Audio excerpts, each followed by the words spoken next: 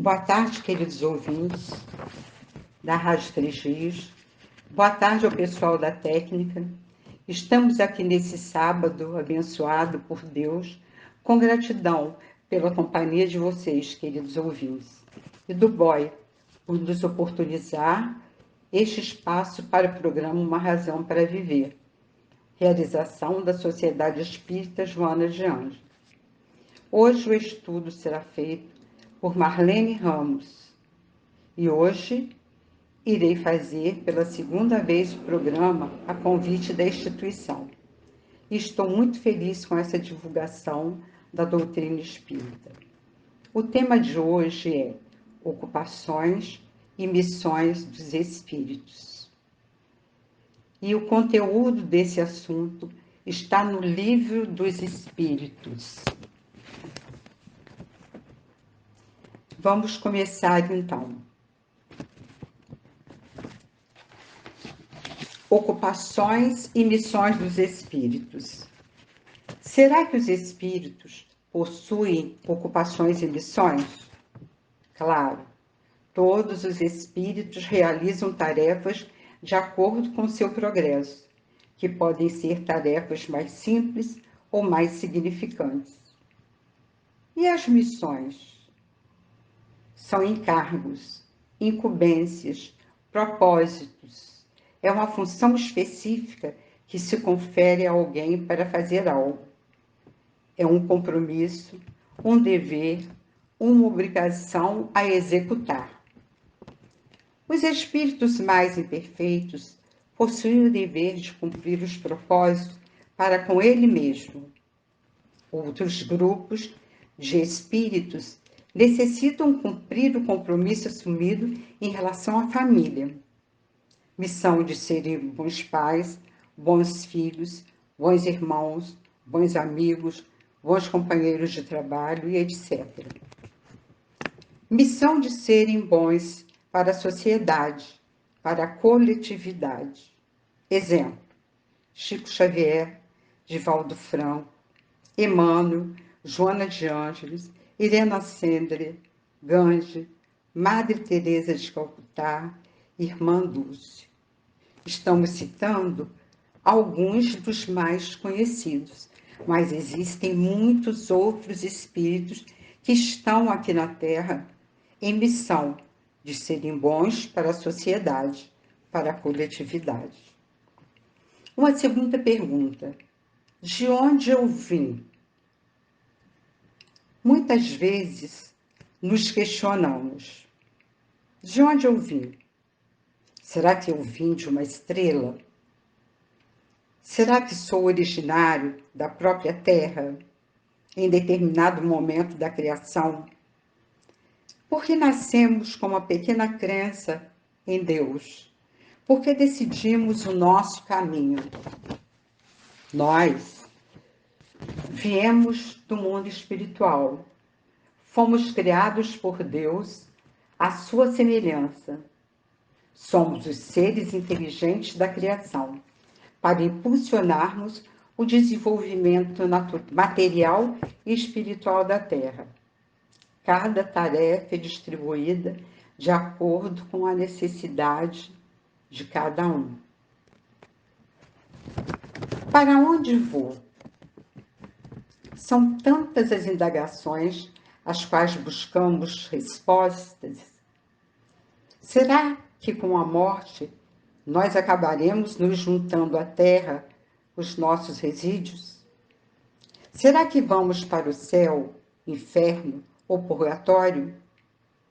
A doutrina espírita nos responde, nos esclarecendo: somos seres imortais. Nós somos espíritos, sobrevivemos a tudo. Para isso existe a pátria espiritual, que recebe todos os espíritos de volta, cuidando muito desses espíritos e preparando-os para a nova reencarnação.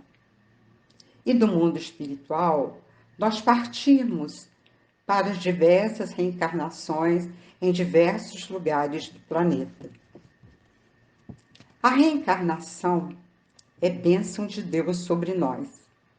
É nova oportunidade de aprendizado, de encontros e reencontros, de afetos e desafetos, para vivenciarmos provas e reparações dos equívocos do passado. Mas o que estou fazendo aqui?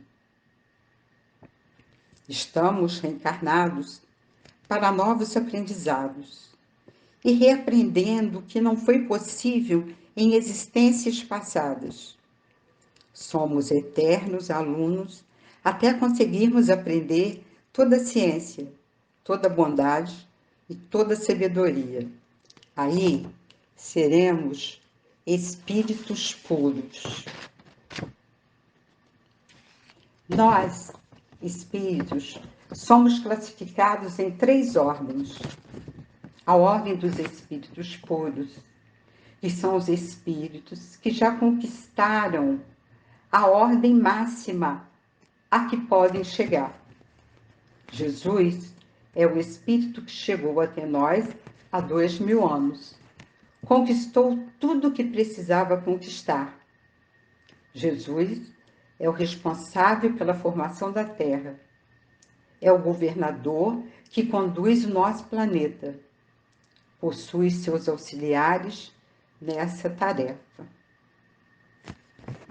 Bons espíritos são os espíritos dedicados a fazer o bem a qualquer pessoa que esteja necessitada. Como identificar os bons espíritos na nossa lida diária? Basta observar a atitude dessas pessoas, o bem que elas estão fazendo, o acolhimento se estão ouvindo com os ouvidos de ouvir, se as palavras são construtivas, se as alimentam e mantêm a sua sede, se as agasalham no frio que atinge os seus corpos e também a sua alma. A terceira categoria são os espíritos imperfeitos, ao qual todos nós pertencemos. Somos todos nós habitantes do planeta Terra, espíritos que fazem o mal pelo mal. Muitos de nós já não faz tanto mal à sociedade em geral, mas aqueles que fazem da violência a sua forma de viver serão migrados para outros orbes inferiores, para que aprendam o que precisam aprender e colaborem intelectualmente com aquele povo tão necessitado. Pode passar o tempo que passar, mas um dia alcançaremos a perfeição tão sonhada. Mesmo sendo espíritos imperfeitos, podemos realizar muito bem as pessoas à nossa volta e da maneira mais simples possível. Vou contar a vocês uma pequena história. 2 homens estavam internados no mesmo quarto no hospital. A cama de um estava próxima à janela, a cama do outro estava bem afastada da janela. O homem que estava próximo à janela, todo dia pela manhã, a enfermeira vinha, colocava-o sentado numa cadeira perto da janela, porque ele precisava sair da cama, sentar um pouco para poder irrigar a circulação das suas pernas.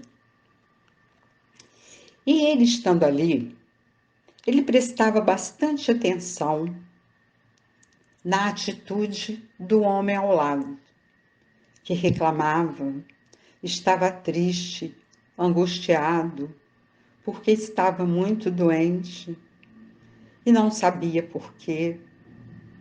E ele percebeu que esse homem precisava de auxílio. Aí, todos os dias pela manhã, quando ele estava sentado perto da janela, ele falava com o homem ao lado. Nossa, lá fora do hospital há uma praça. E nessa praça Há crianças correndo, brincando de bola, casais de namorados sentados nos bancos, adultos conversando. E lá fora, o mundo está lindo, o céu está todo azul, quente, iluminando e aquecendo a terra. A visão que eu tenho lá de fora é maravilhosa. Todos os dias, ele acrescentava mais coisas à sua história. Fortalecia a história com aspectos diferenciados. Teve um dia que o homem da segunda cama, ao acordar, levou um susto. Percebeu que o homem da janela não estava lá. Por que será que ele não está mais lá? Será que ele teve alta? Ao entrar uma enfermeira no quarto, ele pergunta: cadê o senhor que estava na cama da janela e que contava para mim tantas histórias interessantes? A enfermeira respondeu: ele partiu. Ele não resistiu às suas doenças e partiu para o mundo espiritual. Não acredito, respondeu o homem. Ele parecia estar tão bem. Por que ele morreu tão rapidamente? E ele, todos os dias, me contava histórias do que estava vendo do lado de fora da janela. E essas histórias alegravam o meu coração. E pediu à enfermeira: você poderia me trocar de cama? Me deixa ficar na cama da janela para eu observar o que se passa lá fora? A enfermeira trocou ele de cama. Quando ele estava arrumado na outra cama, ele olha para fora. E ao olhar para fora, ele vê um enorme muro cinza. Não tinha praça, não tinha crianças, não tinha jovens namorando, não tinha nada. Por que o senhor mentiu para ele? Perguntou a enfermeira. Ao que a enfermeira respondeu: ele queria dar um pouco de alegria ao senhor, trazer um pouco de paz e tranquilidade ao seu coração, com as histórias que ele dizia ver, com as situações que ele dizia ver. Mas ele só via esse muro cinza de cima e embaixo. Mas por que ele fazia isso? Para te alegrar. Ele fez o bem para você, para te dar alegria, força, durante todo aquele tempo que ele esteve internado aqui com você. Ele fez o bem, porque sabia que você andava muito triste. Ele quis apenas te ajudar, te amparar. E foi o que o amigo fez. E ele não podia ver nada do lado de fora. Sabe por quê? Porque ele era deficiente visual. Ele não enxergava nada. Oh, meu Deus, disse o homem. Obrigado, Senhor, que todos os dias acalentavam o meu coração, até a hora da sua partida para o mundo espiritual. Eu vos agradeço tanto pelos momentos das histórias que me fazia tanto bem. Eu ficava ansioso, esperando todas as manhãs para ouvir as suas histórias. Obrigada. Vamos voltar agora ao assunto principal do nosso estudo, que é intitulado Ocupações e Missões dos Espíritos, baseado no Livro dos Espíritos. E vamos a uma perguntinha da questão 559.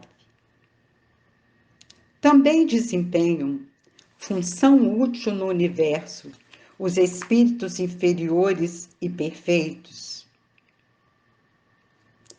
Todos têm deveres a cumprir. Para a construção de um edifício, não concorre tanto o último dos serventes de pedreiro como o arquiteto. Isso quer dizer que todos temos missão a realizar. Desde os espíritos superiores aos espíritos inferiores e imperfeitos, eles estão sempre para realizar os deveres aos quais ele se comprometeu durante o planejamento reencarnatório. Seja ele servente de pedreiro, que é uma profissão mais simples, até ser o arquiteto, o engenheiro daquela obra, que é uma profissão mais sofisticada, vamos dizer assim. Vamos à segunda pergunta. 558. Questão 558. Alguma outra coisa incumbe aos espíritos fazer que não seja melhorar em si pessoalmente? Concorrem para a harmonia do universo, executando as vontades de Deus, cujos ministros eles são. A vida espírita é uma ocupação contínua, as que nada tem de penosa, como a vida na terra, porque não há fadiga corporal, nem as angústias das necessidades. Todos os espíritos colaboram para a harmonia do universo. Todos nós, desde os de mais alto grau aos menores graus. Todos os espíritos precisam cuidar da harmonia do universo. A vida espírita, como falou no texto, ela não tem nada de penosa como a vida na Terra. A vida na Terra é vida de provas e reparações do passado. A vida no mundo espiritual é uma vida mais tranquila, de ocupação contínua, de trabalho, e nada tem de penosa, porque no mundo espiritual não existe fadiga corporal, nem as angústias das necessidades. Somos livres para realizar as missões que temos condições de realizar. Espíritos que exercem ação nos fenômenos da natureza operam com conhecimento de causa, usando do livre-arbítrio ou por efeito de instintivo ou irrefletido impulso. Os espíritos respondem: uns sim, outros não. Estabeleçamos uma comparação. Considera essas miríades de animais que, pouco a pouco, fazem emergir do mar ilhas e arquipélagos. Julgas que não há aí um fim providencial, que essa transformação da superfície do globo não seja necessária à harmonia geral? Entretanto, são animais de ínfima ordem que executam essas obras, provendo as suas necessidades e sem suspeitarem de que são instrumentos de Deus. Pois bem, do mesmo modo, os espíritos mais atrasados oferecem utilidade ao conjunto. Enquanto se ensaiam para a vida, antes que tenham plena consciência de seus atos e estejam no gozo pleno do livre-arbítrio, atuam em certos fenômenos de que inconscientemente se constituem os agentes. Primeiramente, executam. Mais tarde, quando suas inteligências já houverem alcançado um certo desenvolvimento, ordenarão e dirigirão as coisas do mundo espiritual. Todos os seres são importantes na nossa vida na Terra. Até aqueles seres minúsculos que não compreendemos para que servem, eles têm a sua tarefa. E um determinado dia eles vão alcançar tarefas bem maiores do que as que ele tem cumprido. Eles são, como diz a resposta, instrumentos de Deus. E Deus permite que eles sigam esse caminho. Por isso, o início da resposta, quando pergunta-se se os espíritos exercem ação nos fenômenos da natureza, é uns sim e outros não. Alguns conseguem, outros não conseguem. Os espíritos mais imperfeitos, eles colaboram com a natureza, com os fenômenos da natureza.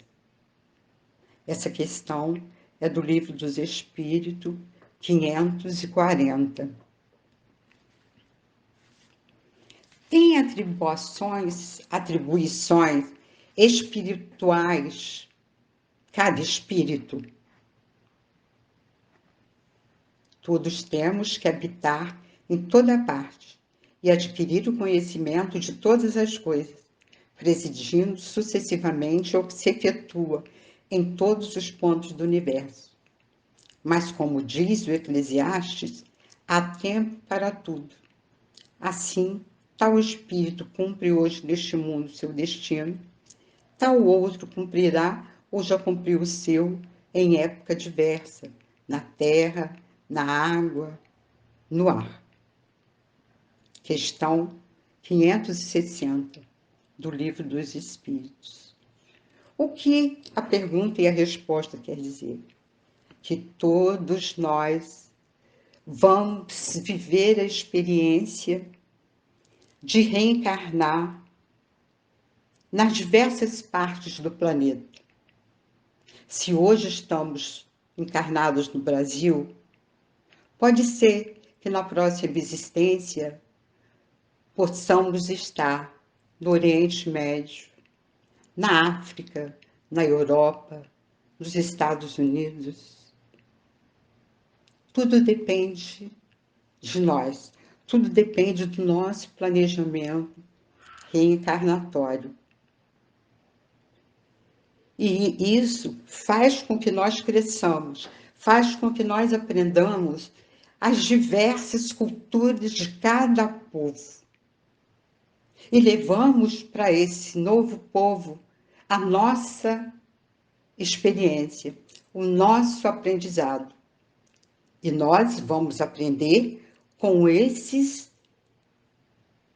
novo povo, a cultura deles, o aprendizado que eles já têm. Há uma troca de teoria, há uma troca de aprendizado. Só assim nós progrediremos o mais rápido possível. Ele diz aqui: tal outro espírito cumprirá ou já cumpriu o seu, em época diversa, na terra, na água, no ar, e etc. Como cumprir na terra, na água e no ar? As almas ou espíritos têm ocupações em relação com o seu grau de adiantamento, ao mesmo tempo que procuram instruir-se e melhorar-se. Os espíritos se ocupam conformemente ao grau de elevação ou de inferioridade em que se acham. Cada espírito tem a ocupação de acordo com o seu adiantamento. Os espíritos mais adiantados, eles darão contas de situações mais graves. Os espíritos menos adiantados darão conta de situações menos graves. Então, cada espírito se ocupa do que lhe é possível ocupar-se. Depende do grau de elevação ou de inferioridade em que ele se encontre. Mas cada espírito precisa se esforçar para instruir-se e melhorar-se, para que consiga realizar as tarefas que lhe são necessárias realizar. Os espíritos superiores dispõem, sem dúvida, da faculdade de examiná-las nas suas mínimas particularidades, mas só o fazem na medida em que isso seja útil ao progresso. Unicamente, os espíritos inferiores ligam a essas coisas uma importância relativa às reminiscências, que ainda conservam, e às ideias materiais que ainda se não extinguiram. O que acontece aqui? Os espíritos superiores possuem a faculdade de examinar, estudar as mínimas particularidades da tarefa que ele irá realizar. Mas isso só é feito de acordo com o progresso daquela coletividade. Já os espíritos inferiores, eles ligam a tarefa que eles têm que ligar às reminiscências do passado. O que é isso? Lembranças do passado, que ele ainda traz em si. E as ideias materiais que ainda não se extinguiram neles. Eles se preocupam muito com o que é material. Os espíritos superiores se preocupam com tudo que é espiritual. As missões dos espíritos têm sempre por objeto o bem. Alguns desempenham missões mais restritas e, de certo modo, pessoais ou inteiramente locais, como sejam assistir os enfermos, e, de certo modo, pessoas ou inteiramente locais, como sejam assistir os enfermos, os agonizantes, os aflitos, velar por aqueles de quem se constituíram guias e protetores, dirigi-los, dando-lhes conselhos ou inspirando-lhes bons pensamentos. Quer dizer que a missão dos espíritos, o seu objetivo é fazer o bem. Alguns têm missão restrita, outros têm missões de assistir os enfermos, os agonizantes, os aflitos. Quem fazia isso muito bem?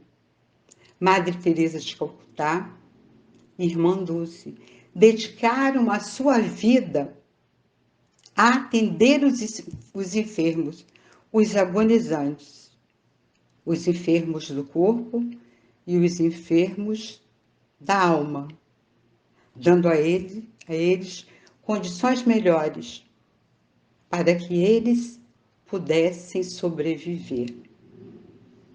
A Madre Teresa de Calcutá estava morando no convento, porque ela é irmã de caridade.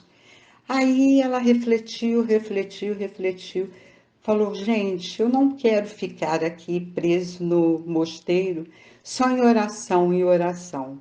A melhor oração é o bem que fazemos ao próximo. E decidiu, conseguiu a autorização e foi para a Índia.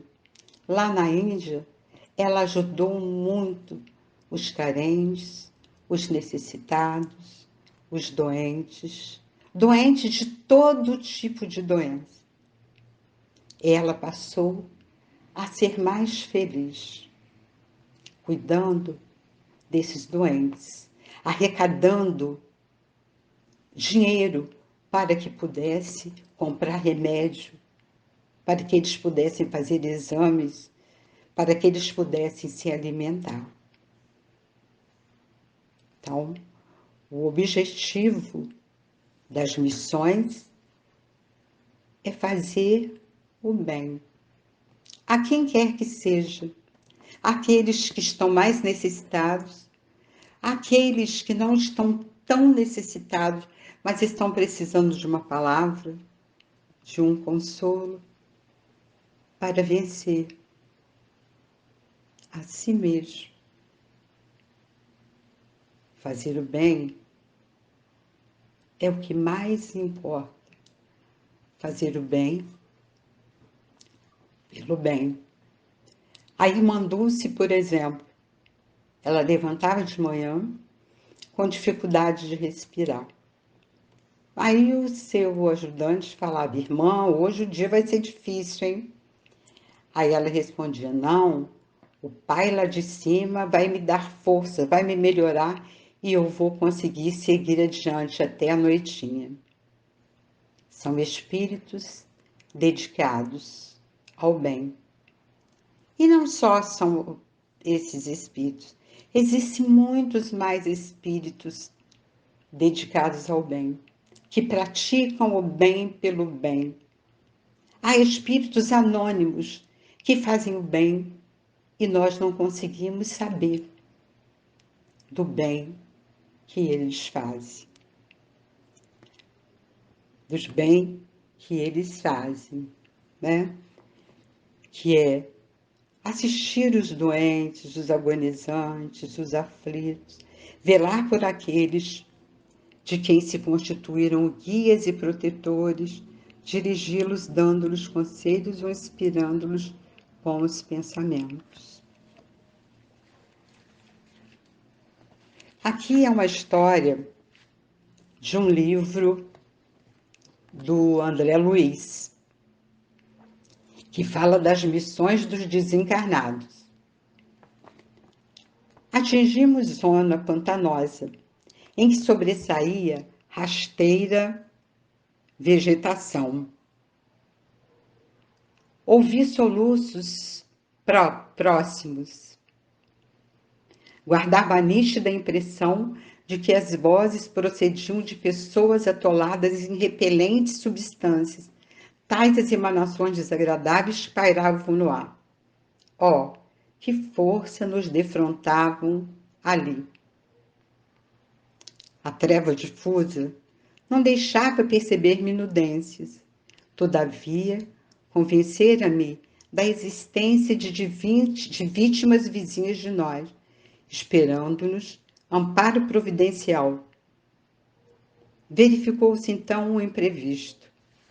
Certamente, as entidades em súplicas permaneciam jungidas ao mesmo lugar, nas figuras animalescas e rastejantes, lembrando sáureos de descomunais proporções avançarem para a nossa caravana. Eram em grande número e davam para estarrecer o ânimo mais intrépido. Mas, alguns minutos, e havíamos varado a região dos charcos. Prosseguindo a marcha, penetramos escarpada região e, atendendo ao sinal da irmã Zenóbia, os 20 auxiliares que nos seguiam postaram-se em determinado ponto com a recomendação de nos aguardarem à volta. A diretora da casa transitória, então, conduziu-nos, os 4, caminho adentro, acentuando que encetaríamos isoladamente a primeira parte do programa de serviço.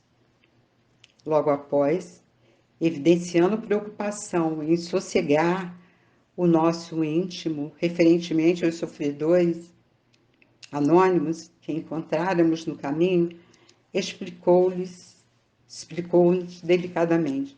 Não somos impermeáveis às rogativas dos nossos irmãos, que ainda gemem no charco de dor, a que se atiraram voluntariamente.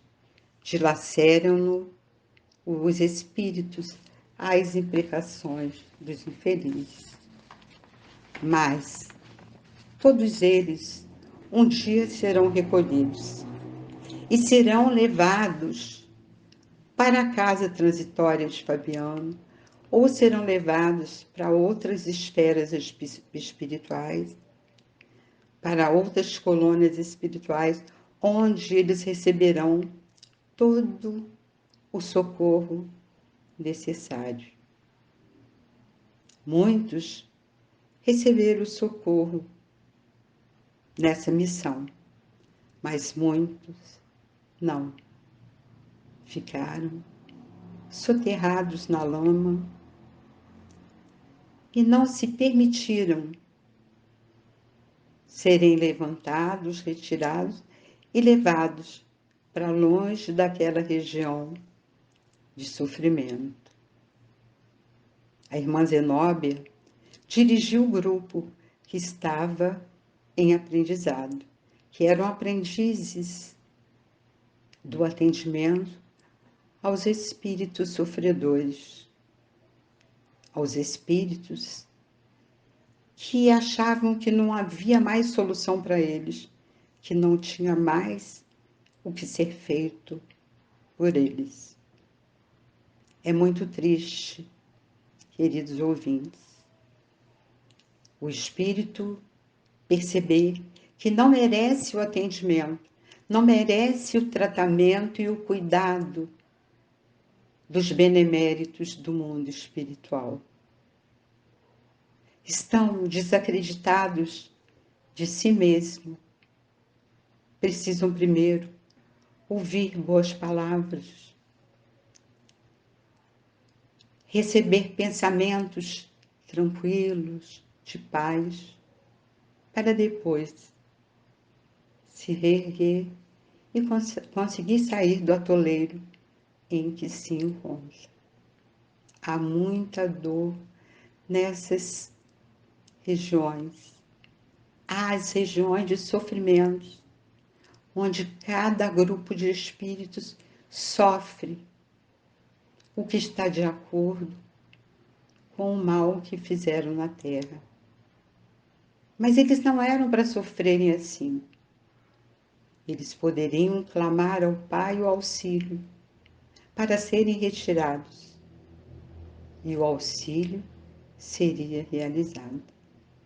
É muito triste perceber essa situação, que nos parece muitas vezes impossível de acontecer, mas é a realidade das regiões de sofrimento no mundo espiritual. Em que consiste a missão dos espíritos encarnados? A missão espiritual dos encarnados consiste em instruir os homens, em lhes auxiliar o progresso, em lhes melhorar as instituições por meios diretos e materiais. As missões, porém, são mais ou menos gerais e importantes. O que cultiva a terra desempenha tão nobre missão como o que governa ou o que instrui. Tudo em a natureza se encadeia, ao mesmo tempo que o espírito se depura pela reencarnação, concorre dessa forma para a execução dos desígnios da providência. Cada um tem neste mundo a sua missão, porque todos podem ter alguma utilidade. Todos os espíritos, sejam espíritos encarnados ou desencarnados, eles têm a sua utilidade. Eles podem fazer o bem. De que maneira eles podem fazer o bem? Auxiliando os espíritos necessitados que estão nas regiões de sofrimento, instruir os homens, em lhes auxiliar o progresso, em lhes melhorar as instituições por meios diretos e materiais. E todos os homens, em qualquer tarefa, em qualquer trabalho, ele é importante. Tanto que trabalha a terra, tanto que governa o país, merece a mesma orientação, o mesmo auxílio, o mesmo amparo. Porque na natureza tudo se encadeia, se liga, se conecta. E ao mesmo tempo que o espírito se depura pela reencarnação, concorre dessa forma para os desígnios, execução dos desígnios da providência. Estamos aqui encarnados. Chegou o nosso momento de partir. Nós vamos para o mundo espiritual. Lá no mundo espiritual, nós teremos tarefas a cumprir. Muitas tarefas a cumprir. Vamos aprender, vamos ter aula, vamos estudar. E depois que aprendermos o que nós precisamos aprender para auxiliar o mundo desencarnado ou o mundo encarnado, nós renascemos. E ao renascer, colocaremos em prática todo o aprendizado que tivemos no mundo espiritual. Aprendemos como cuidar, como reagir diante do outro, como ajudar o outro com espírito de bondade e caridade. E assim vamos seguindo. Na região de sofrimento, há muitos benfeitores que estão lá para auxiliar aquele povo que sofre, que não compreende, que se condena, que se crucifica pelos erros cometidos em existências anteriores. Eles vão precisar reencarnar novamente para que possa ter a chance de cuidar, de vencer os erros cometidos no passado. Há, contudo, missões pessoais de grande importância.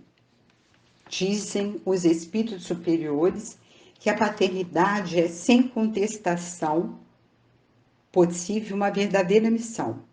É, ao mesmo tempo, grandíssimo dever e que envolve mais do que o pensa o homem, a sua responsabilidade quanto ao futuro.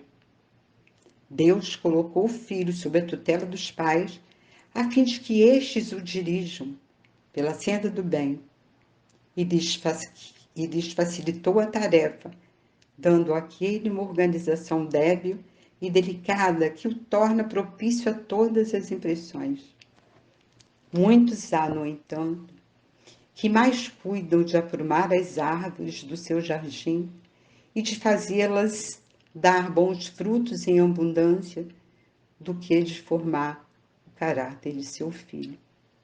A missão dos pais é educar o filho, é ajudar a construir o caráter do filho, para que ele seja um homem de bem, para que ele se transforme em homem de bem no decorrer da sua vida, do seu crescimento físico e espiritual. Os pais que não dão conta dessa verdadeira missão precisarão reencarnar novamente com esses mesmos filhos, mas de maneira mais sofrida, de maneira mais triste. Porque o homem que não cuida, não se preocupa com a educação do seu filho, ele terá que cumprir tarefas diferenciadas com esses mesmos filhos para reparar os erros que foram cometidos, devido ao caráter do seu filho. Os filhos nascem para que os pais o eduquem, deem amor, aprendam a cuidar deles, aprendam a formar o caráter, aprendam a impor limites. Se este vier a sucumbir por culpa deles, suportarão os desgostos resultantes dessa queda e partilharão dos sofrimentos do filho na vida futura, por não terem feito o que lhes estava ao alcance, para que ele avançasse na estrada do bem. Dessa forma, os espíritos encarnados têm ocupações inerentes às suas existências corpóreas. No estado de erraticidade ou de desmaterialização, tais ocupações são adequadas ao grau de adiantamento deles. Uns percorrem os mundos, se instruem e preparam para a nova encarnação. Outros, mais adiantados, se ocupam com o progresso, dirigindo os acontecimentos e sugerindo ideias que lhes sejam propícias. Olha a grande responsabilidade que possuímos. Todos os pais possuem essa grande responsabilidade. Todos os seres do planeta possuem responsabilidade a serem cumpridas. Aprendem no estado de erraticidade, é o local onde eles estão esperando para poderem reencarnar. E quando nascem, quando reencarnam, vão praticar todo o aprendizado que conseguiram no mundo espiritual, na pátria espiritual, que é o nosso mundo de origem, a nossa pátria de origem. Assim, os homens de gênio que concorrem para o adiantamento da humanidade, outros encarnam com determinada missão de progresso, outros tomam sob sua tutela os indivíduos, as famílias, as reuniões, as cidades, os povos, dos quais se constituem os anjos guardiães, os gênios protetores e os espíritos familiares. Outros, finalmente, presidem os fenômenos da natureza, de que se fazem os agentes diretos. Como diz aqui, os homens de gênio, os homens mais inteligentes, concorrem para o adiantamento da humanidade. Adiantamento na medicina, na descoberta de novos medicamentos, na descoberta de curas para as doenças,